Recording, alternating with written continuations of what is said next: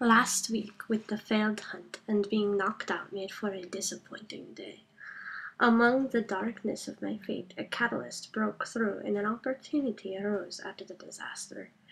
Near the bandit cave was a caravan of Khajiits. I ran back to meet up with them, but when I arrived outside, they were nowhere to be found. I waited days and nights just in hopes to see them again. I have never seen another Khajiit. I thought I may be only one. After many moons, I had the pleasure of meeting up with the Khajiit caravan once again. I was so overwhelmed. I was like a new kitty with a ball of yarn, if you say. I had so many questions and they could give me all the answers. So I thought. They told me many things, but they told me if I wanted more answers and to know more of the history of where I came from, that I should go and travel and find other Khajiits. They would be able to indulge my curiosity more than they could ever. Nonetheless, they were curious about my own past. I told them, long ago, when I was a young one, my village was attacked, and my mother's last words were run. After many days of trekking through the woods and scavenging for food in the bitter terrain, I came across a road. From this road, a traveler approached slowly. I hid in a bush close by. Through the leaves, I saw the person. A hand reached through the bush and grabbed me by my scruff.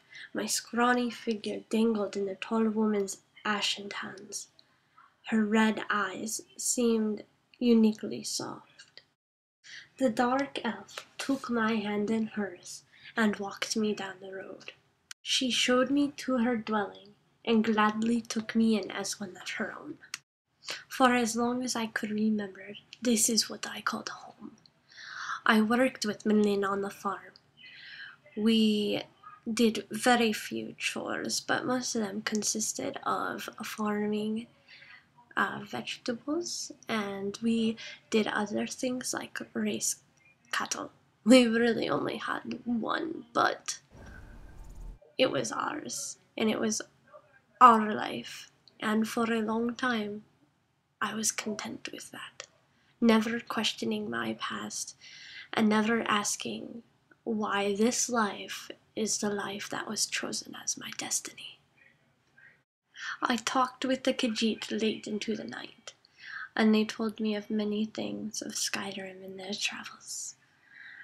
They also explained to me how strange it was that Mlin, a dark elf, took in a Khajiit child.